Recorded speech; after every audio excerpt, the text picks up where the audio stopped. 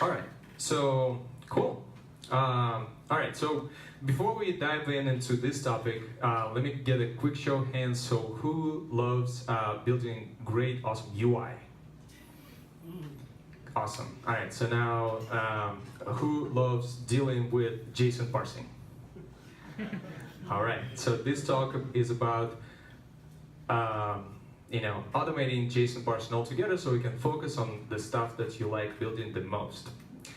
All right, so hello everyone, I'm Alex Tamoykin. I'm CTO of the company called Shuttle Finance. So we have a savings app. If you didn't know, 6 out of 10 Americans don't have $500 saved in their bank account, which is pretty frightening. That's the problem we're tackling. So before that, I was at Awesomeness TV that got acquired by DreamWorks, Victorious, Zest Finance. I'm a co-organizer of Cocoa Heads LA, this meetup, and I just love to code. So I've been doing this since 5th grade of elementary school. I play a lot of Pong, and I love hanging out at the beach. All right, so this is what we are going to talk about. First of all, we're going to talk about why it matters, why we even talk about it, why it matters to automate JSON parsing.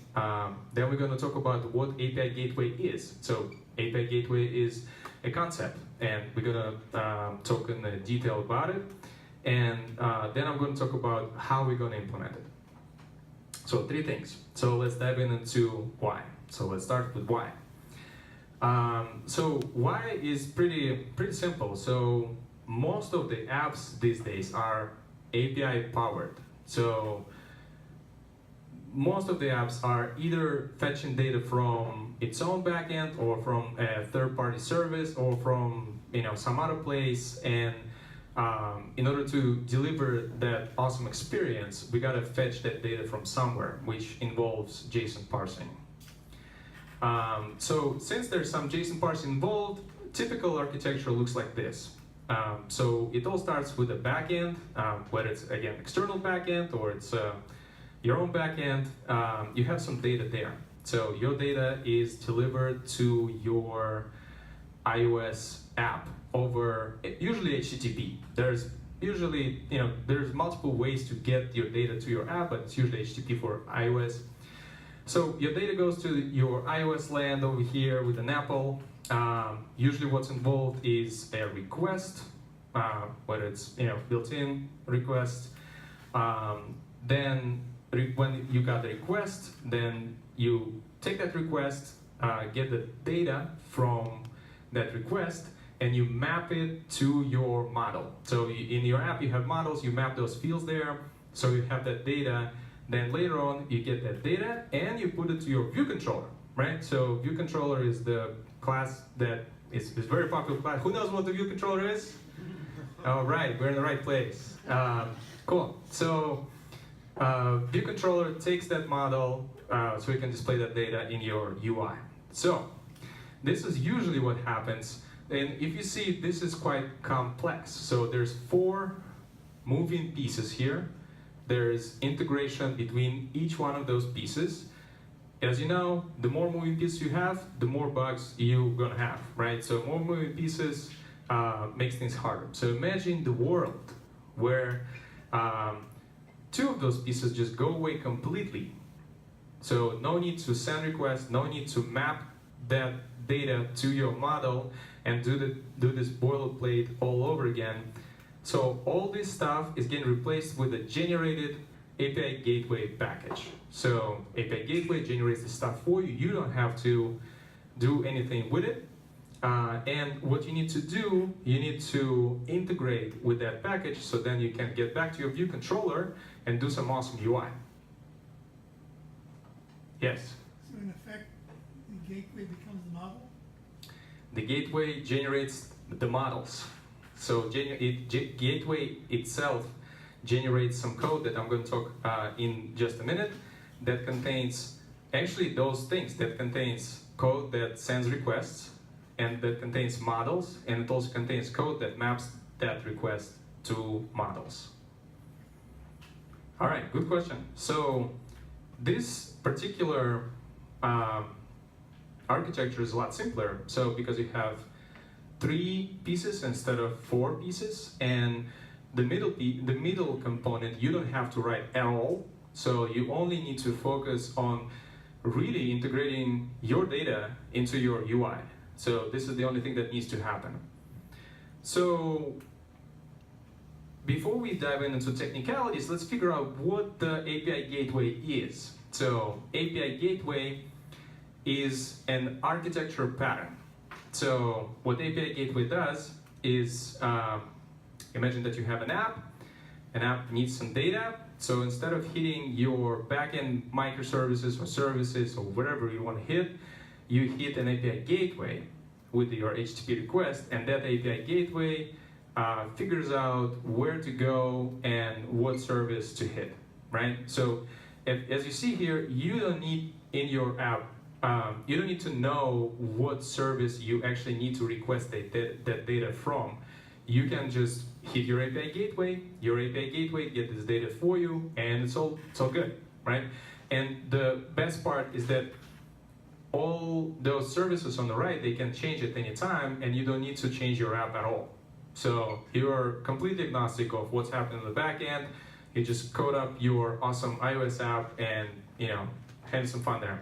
So AWS has an implementation of API Gateway architecture pattern, and as you can see, there's no magic there. There's a web interface there where you can basically drag and drop. I would say drag and drop, but you can click through the web interface and create resources. In terms of REST, you have resources, methods, so you can configure all that stuff there. And you can then deploy your API. You know, if you want to get really adventurous, you can delete that API with that red button over here. But basically, it's a web app. You know, it's you basically click through, you define your models to your point, and you got your API Gateway. And once you define all those models, you go to the SDK generation tab and you generate your SDK. So you can generate it in multiple different languages. You can do Android, JavaScript, iOS in Objective-C if you're still stuck in the 90s, or you can do iOS with Swift or Java SDK. So you then take that SDK generated, put it in your app, and you gotta integrate with it, right? So that's what needs to happen there. So now that we talked about why we care about this, you know, what the API Gateway is, let's figure out how we're gonna do this. First of all, we're gonna define a protocol. So the protocol is going to be called, we'll call it backend API type. Let's just, as an example, imagine that there's only one function there called create user that goes ahead and sends the create user request to our backend that takes the name of the user, and there's a completion block. So what gets to completion block is the thing called network result, and this is a generic enum which is specialized to the type of your model.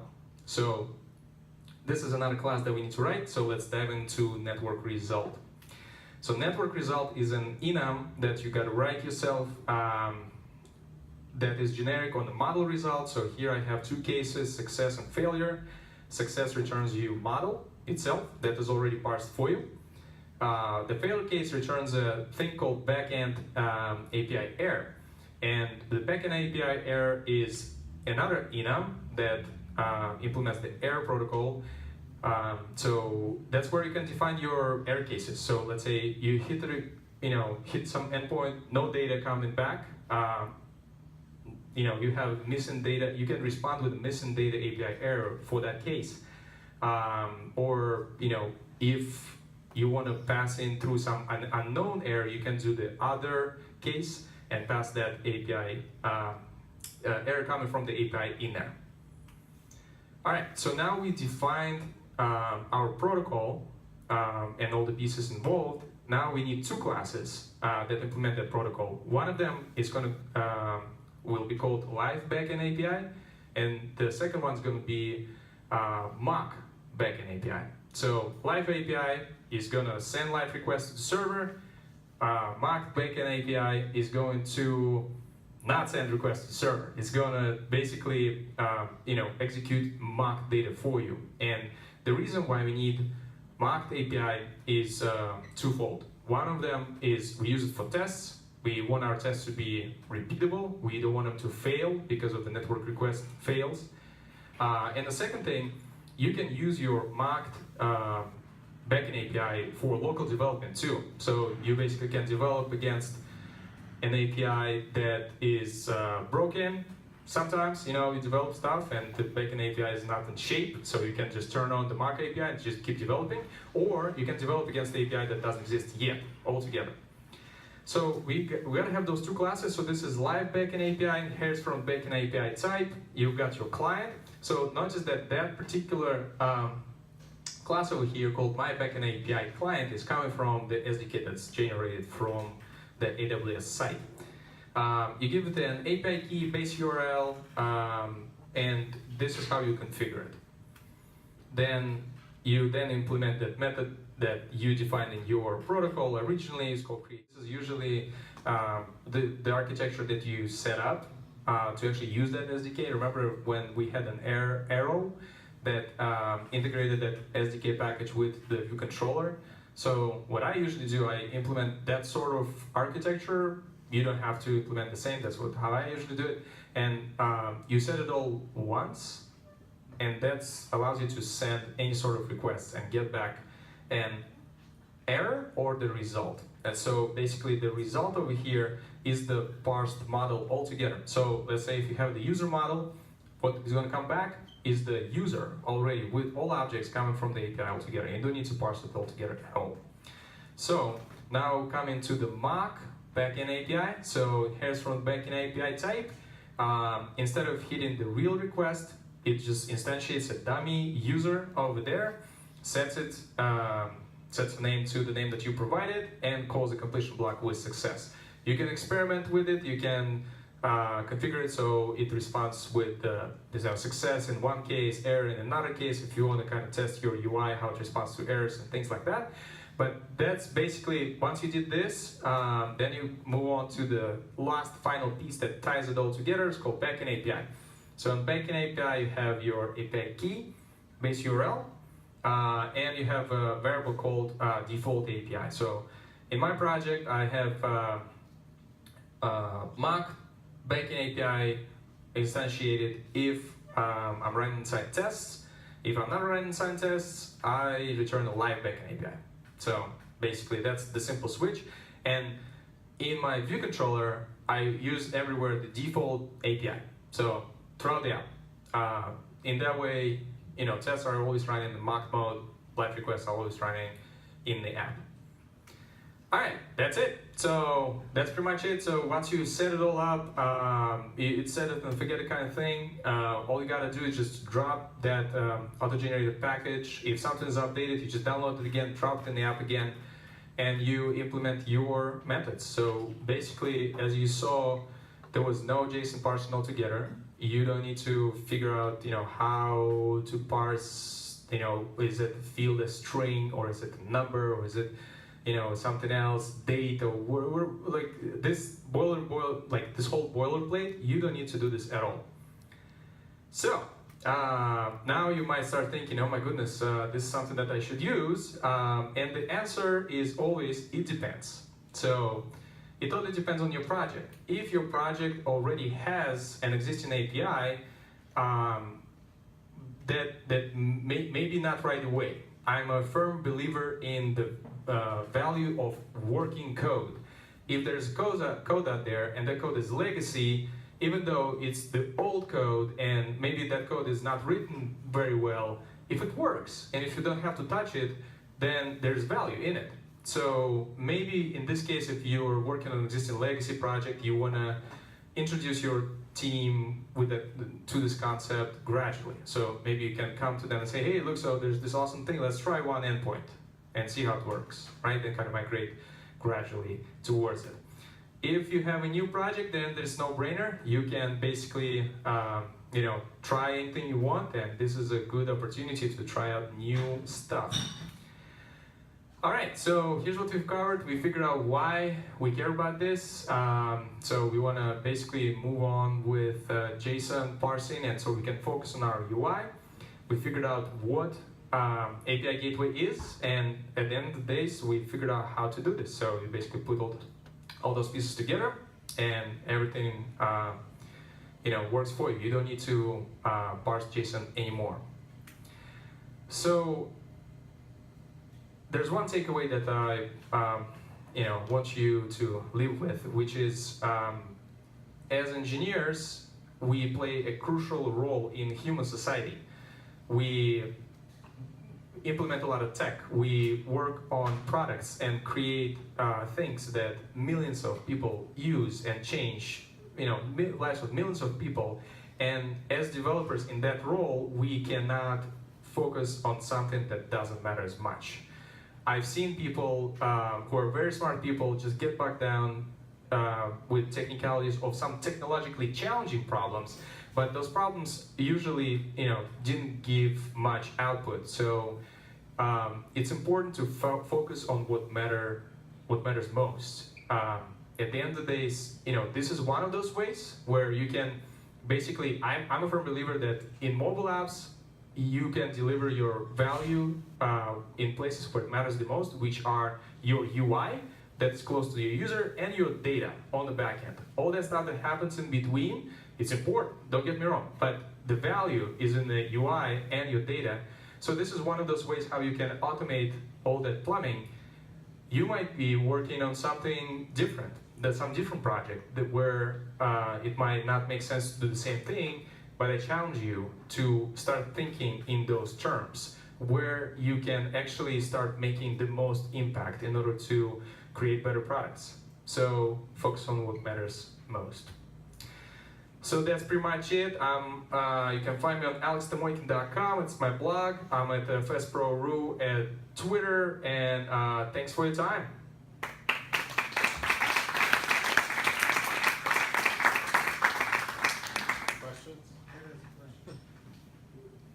Yes. Yeah. So the code you showed didn't seem to have any AWS lock-in to it.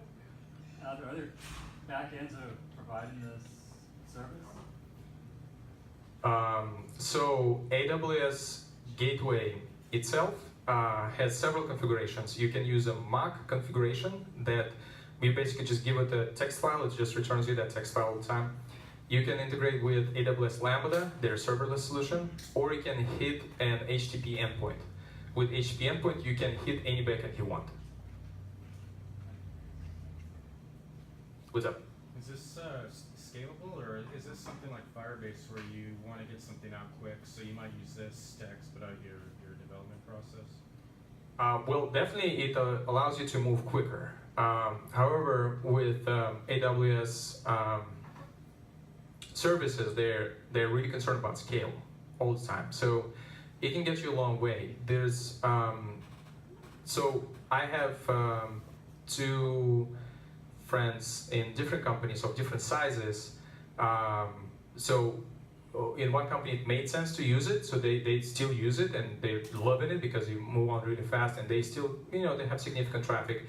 Once you get to the size of, I don't know, Twitter, Facebook, or Instagram, that kind of size, which is monstrous, at that point, using services like this or using AWS itself becomes more expensive than hosting it yourself. So at that point, you have your own data centers and things of that kind. So once you reach that scale, people do a lot more tech in-house, and at that point, it doesn't, make sense from a financial point of view to use something like that.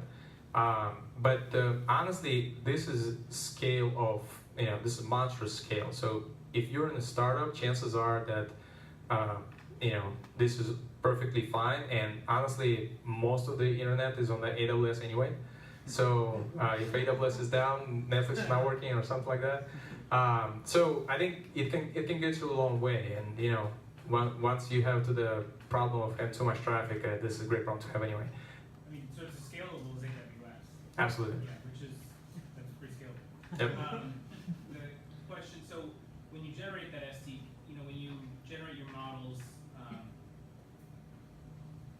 the SDK that you're downloading, there are classes defined that already have all of the essentially properties and all that in there. So we didn't see those, but that's essentially they give you the SDK you're downloading is a set of those files and whatnot. Is that right? Yes. Okay. It files and all the methods that are used to hit network. So for example, here if you see that there's the user post. Yeah. So I have a resource called user and I have a method called post. So and that thing I configured an API gateway to return me a user. So what gets generated is the client itself.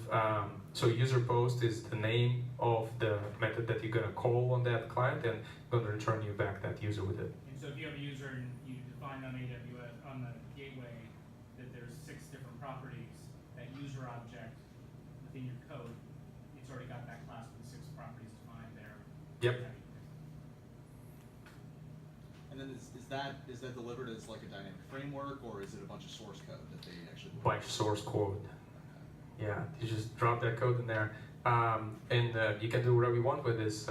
You can write extensions for it. You can modify it, and in fact, like if you have your own pipeline, you can probably kind of somehow automate it and kind of add additions to it. So it's all open source, and AWS SDK also is open source. So you can send a pull request. In fact, I request a couple of features from them. Eddie, you had a question? Kind of answered partially my first question, which is version controlling the whole process. Sounds like if there's going to give you source, you just stick it in your repo and version control it. Yeah, Git. It's like your own Git repository becomes your source control. However, on AWS Gateway, there's a concept of deploys. So you can have your configuration being deployed to AWS API Gateway. So there's versioning there. So there are versions of API Gateway and SDK itself. Okay. The second question was about, do you have to do any kind of migration if you change your models, from one version of your app to another? So if you change the name of the fields or the types of the fields and those models are used in your app, then the minute you drop in new models in the project, you gotta update all that code that used all those properties. If you add new stuff, nothing breaks. If you remove stuff, if you've used that, then it breaks, and if you didn't, then it doesn't. So it depends on your use.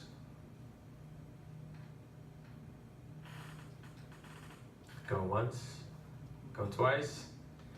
Thank you.